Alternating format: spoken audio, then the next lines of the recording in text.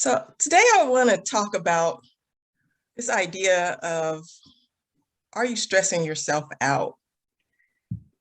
And the reason why I want to talk about this is because I recently had an experience that made me question whether or not I am the source of my stress. So it was a absolutely beautiful day. My friend and I, we went on a road trip, and like the sun was shining, the birds were chirping. It was one of those days where it felt like everything was good in the world. And I was actually driving, and we were talking, having a good conversation. And there was a car in front of me that was going super slow. And I was like, why are you going so slow? But I was using my outside voice. I didn't say it quite like that. And then a little later on, there was someone who cut me off. And I was like, get out of my way. And then something else happened. And after the third time of me kind of screaming as if the people actually heard me, and I know they didn't hear me, my friend asked me, are we on a strict time schedule here? And that was all he said. And he just said it very like nonchalant, like, are we on a strict time schedule? And it literally made me kind of stop in my tracks and say, no, we aren't. And when he actually kind of made me stop and think, I realized that I was like so like tensed, like my hands were clutching the steering wheel. Like I felt like my shoulders starting to tighten up, and I had to do mirror work in that moment. And when I say mirror work, I'm talking about like self-reflection, like what is going on in this moment. So I wanted to talk today a little bit about stress and how do we actually contribute to our own stress. So I would like to open it up to you ladies to ask, first of all, what is stress to you? So Dr. Sophronia, I'll start with you. Wow. Stress to me is sort of it's a feeling, it's an emotion, and it's a reaction. So first I start feeling tightness, or I start feeling sometimes hyperventilation. I start feeling a little bit fatigued, sort of. Emotionally, I'm just drained, or emotionally, I'm hypervigilant. And I think I can describe it as something that I can, and I understand when you said you induced it upon yourself, is because it's the way that I think about things that can make it stressful, more stressful than what it should be. So stress to me can be all three of them. Okay. And Dr. Kamoya, what does stress mean to you? When I think about stress, I think about the good stressors and the bad stressors. And so stress can be a motivator. It could add or aid in our intrinsic motivation, meaning that it comes from within. Certain stressors will help us find the will to actually perform or to complete something. And then it can also aid to our extrinsic motivators. So having somebody else put stress on us could help us actually perform higher or achieve certain things. And so when I think about stress in that sense, then I think it could be a good stress depending on how I interpret it. And so bad stressors, when someone's putting stress on me and my mind and body and emotions can't handle it or don't want to handle it in that moment, then I perceive it as bad stressors. And so that's when those emotions, like Dr. Sophronia mentioned, comes up. I get a tightness in my stomach. I'm on edge a lot.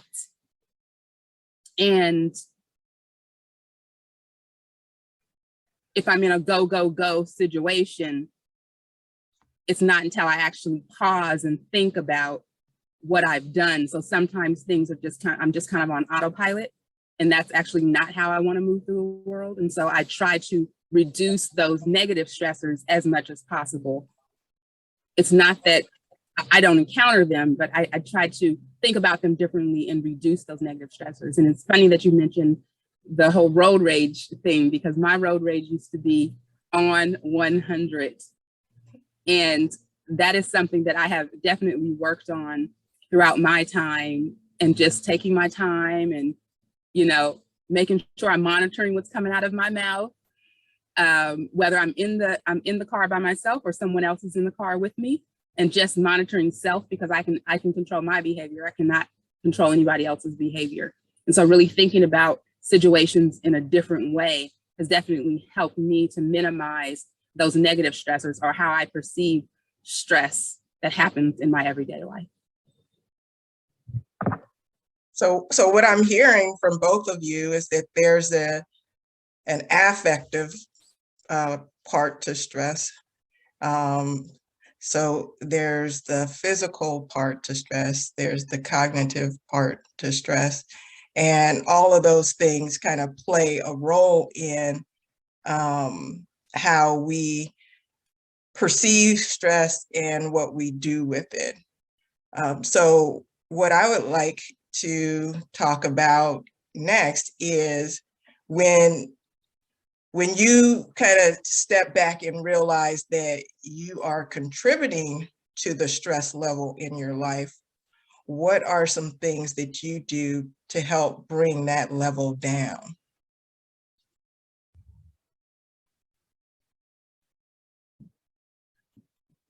If I'm aware of it, then I will stop and breathe. I'll pause. I'll communicate to the other person, I need a moment, let me breathe. And that other person will physically see me doing that, so that I can bring myself back to a more rational brain. If I'm unaware of it, then that's a little harder to actually catch myself. And so people who know me well can say, hey, you know, you're kind of up here, breathe a little bit, or what's going on, or ask me a question to help bring it to my awareness. And then I'll either acknowledge it, but you know, when we're in heightened states, sometimes we actually don't want to hear that either. And so I'm, you know, human beings, I acknowledge that too, but usually I'll try to say, oh, thank you, whether I say it out loud in the moment or I say it in my head, and then I come back and let them know, thank you for that. I try to bring myself back down by doing some breathing, doing self-reflection. I try to self-reflect multiple times per day. It's hard to do introspection by yourself. And so having that other person kind of call you on what you're doing is very helpful. So having those trustworthy people in your village to pull you back down or to bring you back into a rational state is always helpful as well. I would agree with that. It's the how we perceive ourselves within how others perceive us, especially those that are close in our circle. They sort of know how we behave and how we respond to different things.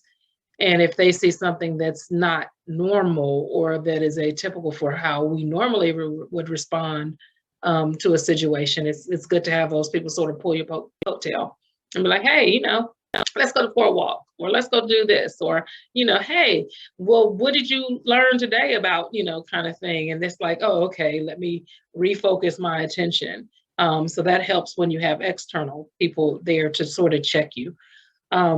Internally, when I find myself being stressed out, or when I'm stressing myself out, basically, about that. It is that taking time to breathe or just to go into a quiet zone. To me, I know the airport used to stress me out. I mean, like I used to be, oh my God, I gotta get there and I got to get to the gate and I gotta do something. And then I was wondering, because these people that get on the plane, they're like, oh, well, they waited, kind of thing. And I'm like, oh, I'm running down terminals trying to get to airports and everything, and they're going to wait for these other people. Maybe I need to be the other people. So I decided that I'm going to walk down the terminal. I'm going to enjoy the museum of art that they have in the breezeways, and I'm going to do all of those things too. Not to put myself there late intentionally, but I'm not going to beat myself up because I was there after they did the first call. So I was like, okay, I can truly enjoy the airport. And now I'm more of a, oh yeah, oh wow, they had a really nice art exhibit in the airport on this terminal D. And oh, when I get back to this airport, I'm going to go make sure that I take some time, to go really take this in. So those are the times when I used to stress most, was when I knew I had to be somewhere at a particular time, but I already knew that I left 2 hours early, so I wasn't going to be late. I was still stressing myself out, but I knew I wasn't going to be late because I already accounted for that time. Yes, I wholeheartedly understand both of your sentiments and definitely can relate. And for me, so the rest of the story is that I, in that moment, as I said, I had to do the mirror work within, but without, I actually had to kind of laugh at myself and realize that, yeah, I brought the storm clouds into this day when it was just such a beautiful day. And as you both mentioned, kind of refocusing, I had to refocus myself back to our conversation, enjoying each other's company, enjoying the beautiful day, going to wherever we were headed. And that really helped. So getting out of my emotions and, triggering that, the thinking part of my brain, getting that activated really helped me to reduce the stress that I was causing in the car, because I'm sure I was causing him stress as he was witnessing me with my road rage. So yeah, so it's just very important that sometimes we have to look within to ask ourselves, how are we contributing to our stress level? So are you stressing yourself out? That is the question for the day. So thank you for joining us. Thank you. Thank you all for joining us. And remember to always Proceed in power.